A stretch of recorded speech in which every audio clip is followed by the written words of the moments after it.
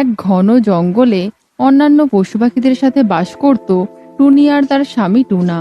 তারা অনেক সুখে শান্তিতে বসবাস করছিল। টুনির আর কিছুদিনের মধ্যেই বাচ্চা হতে যাচ্ছিল। জানো টুনি, আজ আমি অনেক খুশি। আর কিছুদিন পরেই আমার দুটো ছেলে ছানা হবে। আমি তাদের সাথে অনেক মজা করব, তাদের সাথে খেলবো, ঘুরবো, তাদেরকে উড়তে শেখাবো। আমি অনেক খুশি, কত স্বপ্ন আমার। হ্যাঁ টুনা, আমিও আমার ছানাদের জন্য অনেক খুশি। কিন্তু আমাদের ছেলে ছানা হোক বা মেয়ে ছানা, আমি দুটোতেই খুশি। ভগবান আমায় যা দেবে আমি সেটা নিয়েই খুশি থাকতে চাই। কিন্তু আমি ছেলে ছানাই চাই, আর আমার ছেলে ছানাই দরকার। ঠিক আছে, আমি এখন দানা খুঁজতে যাচ্ছি। এই বলে টুনা দানা খুঁজতে বের হয়, আর টুনি বাড়িতে বসে তার ডিমে তা দিতে থাকে। টুনা আমায় একদম বোঝে না, সারাদিন শুধু ছেলে ছানা করে বেড়ায়। তবে যাই হোক, আমার কোনো সমস্যা নেই। কি টুনি, কেমন আছো? শুনলাম তোমার নাকি দুটো ছেলে ছানা হবে। টুনা তো জঙ্গলের সব পাখিদের বলে বেরিয়েছে। হ্যাঁ গো, টুনাকে নিয়ে আমি অনেক চিন্তিত। সারাদিন শুধু ছেলে ছানা করে।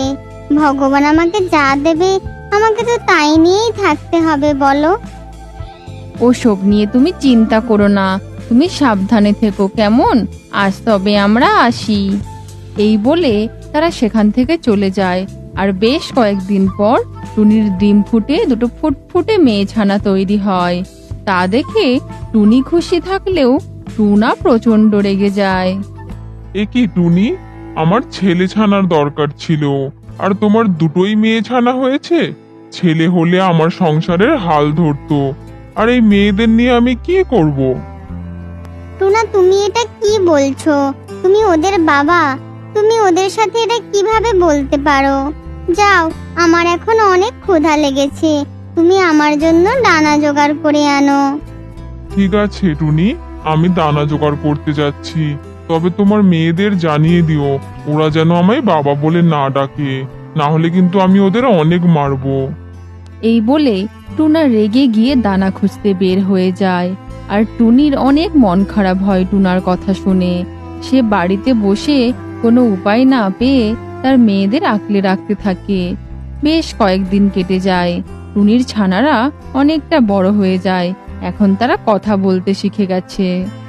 বাবা বাবা, আমাদের না বাইরে যেতে অনেক ইচ্ছে করে। তুমি আমাদের দুই বোনকে নিয়ে একটু বাইরে ঘুরতে যাবে? টুনি, তোকে না বলেছিলাম তোর মেয়েদের বলে দিতে ওরা যেন আমায় বাবা বলে না ডাকে? খবরদার বলে দিচ্ছি, এরপর থেকে যদি কোনোদিন ওরা আমায় বাবা বলে ডাকে, তাহলে কিন্তু আমি ওদের বাহিরে বের করে দেব। বাবা কেন আমাদের সাথে সব সময় এরকম করে, যেন আমরা বাবার নিজের মেয়ে না? না ছানারা, তেমন কিছু না। তোমরা তোমাদের বাবার কথাই কিছু মনে করো না, কেমন? আর এরপর থেকে তোমরা তোমার বাবাকে বাবা বলে ডেকো না। তোমরা মেয়ে হয়েছো বলে তোমার বাবার একটু মন খারাপ। টুনির কথা শুনে টুনির ছানাদের অনেক মন খারাপ হয়। এরপর বেশ কয়েকদিন কেটে যায়। টুনি আবার ডিম পাড়তে শুরু করে। এরপর একদিন বিকেলে টুনি বাসায় একটি ডিম পাড়ে।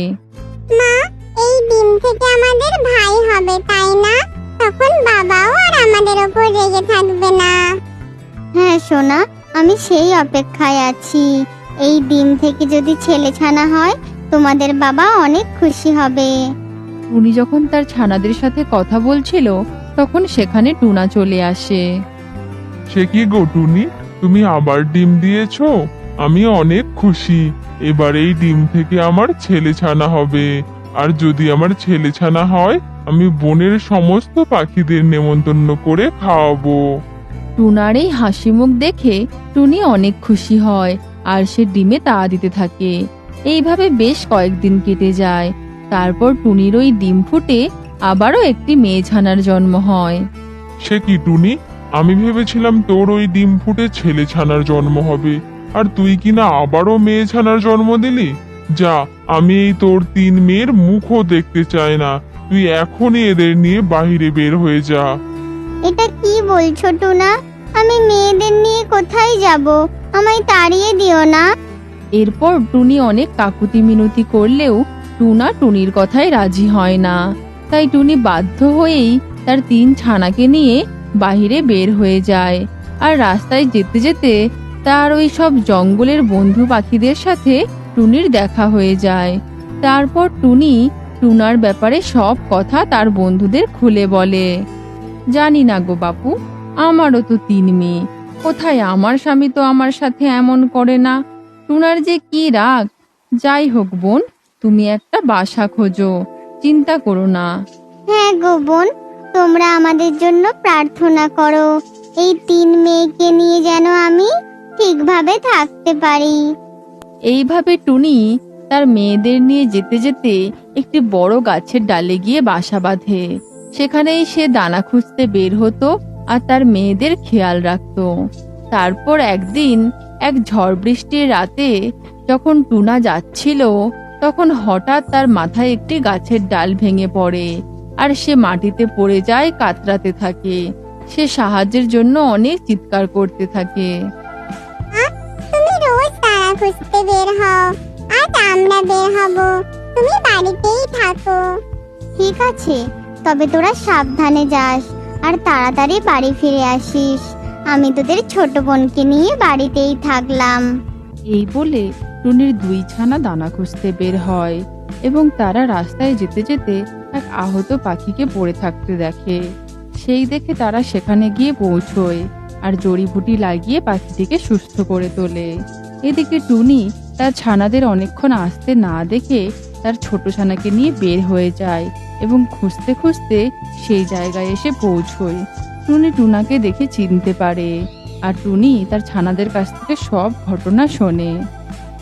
দেখেছো টুনা, তুমি ওদের মেয়ে বলে কত অপমান করেছিলে, আজ তারাই তোমার প্রাণ বাঁচালো। মেয়ে বলে ওরা কিন্তু কিছু কম নয়। আর লজ্জা দিও না টুনি, আমি আমার ভুল বুঝতে পেরেছি। সত্যি ওরা কোনো অংশে কম নয়। ছানারা, তোমরা তোমার বাবার ওপর আর রেগে থেকো না, আমায় ক্ষমা করে দিও টুনি। টুনার কথা শুনে টুনি ও তার ছানারা অনেক খুশি হয়ে যায় আর টুনি টুনাকে ক্ষমা করে দেয়। তারপর তারা একসাথে সুখে শান্তিতে বসবাস করতে থাকে। কি বন্ধুরা, তোমাদের ভিডিওটি কেমন লাগলো কমেন্ট করে জানিও আর চ্যানেলটিকে সাবস্ক্রাইব করে রাখো, যাতে পরবর্তী ভিডিও আসার সাথে সাথেই তোমরা নোটিফিকেশন পেয়ে যাও। Thank you.